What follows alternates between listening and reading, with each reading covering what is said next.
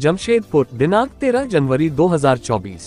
स्वच्छता सर्वेक्षण में जमशेदपुर का स्थान 2021 में 12वां और 2022 में 18वां से पिछड़कर 2023 में 43वां पर चला जाना चिंता का विषय है। इसके कारणों की समीक्षा होनी चाहिए और जमशेदपुर के विकास, स्वच्छता और जन सुविधाओं के संबंध में एक एकीकृत योजना बनाने की जरूरत है। ये बात मैंने विगत 9 जनवरी 2024 को जिला स्तरीय योजना चयन समिति की बैठक में रखा था। इस संबंध में मेरे विधानसभा क्षेत्र की 15वें वित्त आयोग की राशि से 28 करोड़ 16 लाख की लागत से 17 बड़ी और महत्वपूर्ण योजनाएं क्रियान्वित होंगी। साथ ही क्षेत्र की 191 सड़क परिवहन की योजनाएं और 334 नागरिक सुविधा की योजना चयन समिति की बैठक में रखा है। निधि उपलब्धता के आधार पर इनका क्रियान्वयन होगा। फिलहाल इस मद में 18 करोड़ 68 लाख रु उपलब्ध है। मैं प्रयास करूंगा उपर्युक्त सभी योजनाओं का प्राक्कलन तैयार हो जाए तो मैं सरकार पर इसकी संपूर्ण राशि की स्वीकृति के लिए दबाव डालूंगा। उल्लेखनीय है कि मेरे क्षेत्र में मेरे प्रयास से पथ निर्माण विभाग से अब तक 18 करोड़ की लागत की सड़क निर्माण के योजनाओं की स्वीकृति प्राप्त हुई है, जिसके आधार पर इनका क्रियान्वयन हो रहा है। योजना चयन समिति की बैठक में मैंने दोहराया कि जमशेदपुर के विकास की योजनाएं एकीकृत होनी चाहिए, टुकड़े टुकड़े में नहीं। मेरे क्षेत्र में बिहारी घाट से लेकर जिला स्कूल घाट तक नदी किनारे के विकास की करीब 2000 फीट लंबी योजनाएं स्वीकृत हुई हैं। इन पर करीब 2.5 करोड़ रुपए का काम होगा। दूसरे चरण में बागुनहातू, लालभट्टा और पांड्या भट्टा में नदी के किनारों को विकसित करने की योजना पर काम हो रहा है। इसके लिए सर्वे आरंभ हो गया है। इसी तरह नदी में गिरने वाले नालों को साफ करने के लिए 32.53 करोड़ रुपए की योजनाएं स्वीकृत हुई हैं। मेरा स्पष्ट मत है कि जमशेदपुर के विकास के लिए हम नाला आधारित योजना बनाएं।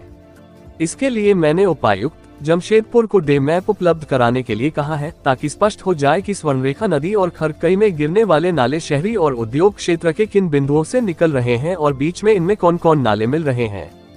बरसात का मौसम आने से पहले इन नालों की उड़ाई हो जाए तो बारिश का पानी आसानी से निकल जाएगा और मोहल्लों में नहीं घुसेगा।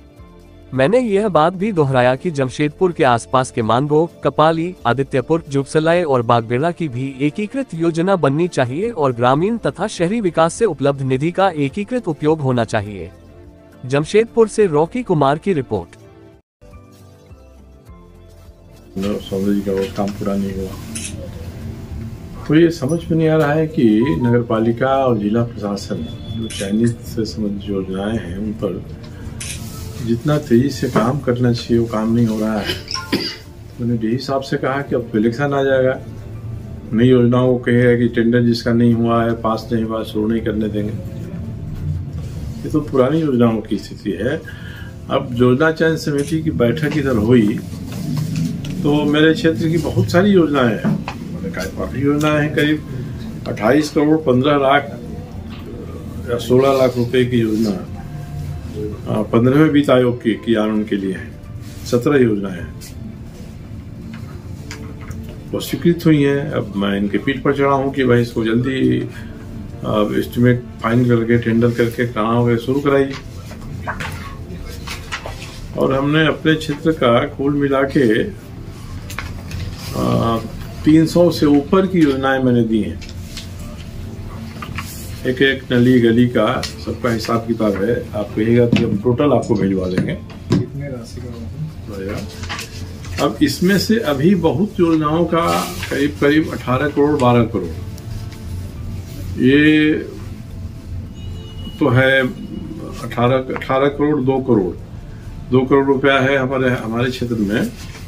बिहारी घाट है मारीडी के पास में। बिहारी घाट से लेके नदी किनारे किनारे मैंने कहा है कि जो रिवर फ्रंट डेवलपमेंट का काम है आप उसको करिए। करीब 2100 फीट लंबी योजना इन्होंने लिया है बिहारी घाट से लेके, और हाई स्कूल घाट है वहां तक। ये पहले फेज में लिया है। और दूसरे फेज में मैंने कहा है कि बागुनहातू,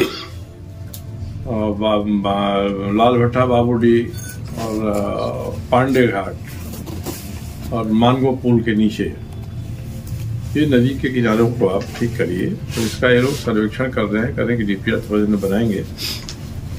तो ये योजना, इतनी योजनाएं बहुत सारी रोकी हुई थी जो इसमें योजना की बैठक होने के कारण सामने आ गई और कोशिश कर रहे हैं कि काम शुरू हो।